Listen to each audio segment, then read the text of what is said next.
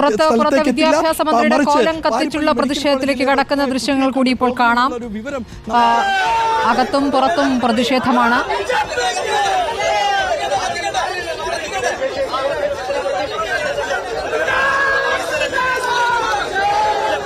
BJP പ്രവർത്തകരാണ് ഇപ്പോൾ വിദ്യാഭ്യാസ മന്ത്രിയുടെ കോലം കത്തിക്കുന്നത്.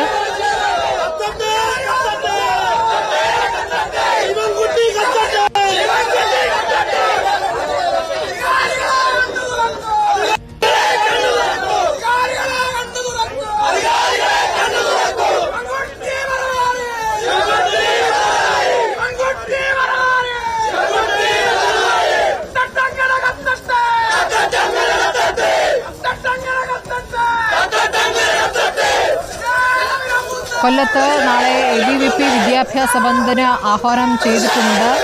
വലിയ പ്രതിഷേധം പുറത്ത് നടക്കുന്നു. നേരത്തെ youth Congress, youth league, MSF തുടങ്ങിയവരുടെ പ്രതിഷേധമുണ്ട്. അരുൺ സോളമൻ വിവരങ്ങളുമായി. അരുൺ, ഇപ്പോൾ BJP പ്രവർത്തകരാണ് മന്ത്രിയുടെ കോലം കത്തിച്ചിരിക്കുന്നത്. പ്രതിഷേധം തുടരുന്നു. യൂത്ത് കോൺഗ്രസും യൂത്ത് ലീഗും ഒക്കെ തന്നെയും പുറത്ത് പ്രതിഷേധ പരിപാടികളുമായി മുന്നോട്ട് പോവുകയാണോ?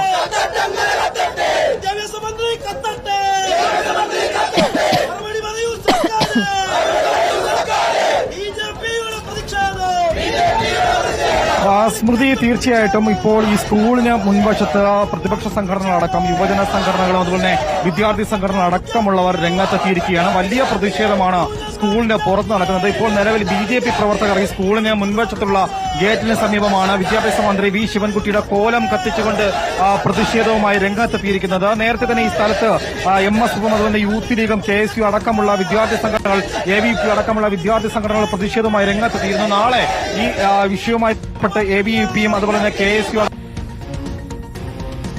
ുമായി ബന്ധപ്പെട്ട് മുന്നോട്ട് വരികയാണ്. KSUവിന്റെ കൊല്ലം ജില്ലാ നേതൃത്വം നാളെ രാവിലെ 10 മണിയോടുകൂടി തന്നെ സ്കൂളിലേക്ക് മാർച്ചുമായിട്ട് രംഗത്തെത്തുമെന്നുള്ളതാണ് അറിയാൻ കഴിയുന്നത്. വിഷയം പ്രതിപക്ഷം വളരെ വലിയ രീതിയിൽ ആളിക്കത്തിക്കാനുള്ള ഒരു ശ്രമമാണ് നിലവിൽ നടത്തുന്നത്. സ്കൂൾ മാനേജ്മെന്റും അതുപോലെ തന്നെ ഇടതുപക്ഷ സർക്കാരും വിദ്യാഭ്യാസ മന്ത്രിയുടെയും രാജി തന്നെയാണ് ഒരുപോലെ ആവശ്യപ്പെടുന്നത്. മന്ത്രിയുടെ ഭാഗത്ത് വലിയ വീഴ്ച സംഭവിച്ചിട്ടുണ്ട്. മാനേജ്മെന്റ് ഉടൻ തന്നെ രാജിവെച്ച് പിന്മാറണം, രാജിവെച്ച് പുറത്തു പോകണമെന്നുള്ള ആവശ്യമാണ് ഒരേ സ്വരത്തിൽ യുവജന സംഘടനകളും വിദ്യാർത്ഥി സംഘടനകളും ഒരുപോലെ ആവശ്യപ്പെടുന്നത്.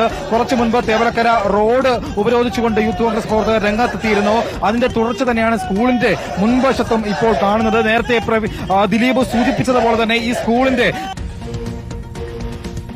ഇല്ലാതെ പ്രവർത്തിക്കുന്നു എന്നുള്ളതാണ്. മറ്റൊന്ന്, ഈ സൈക്കിൾ ഷെഡിനും മൈനാഗപ്പള്ളി പഞ്ചായത്ത് അനുമതി നൽകാത്ത ഒരു സംഭവം കൂടിയുണ്ട്. ഇത്തരത്തിൽ വലിയ വീഴ്ച സ്കൂൾ മാനേജ്മെന്റിന് സംഭവിച്ചിട്ടുണ്ട് എന്നുള്ളതാണ്.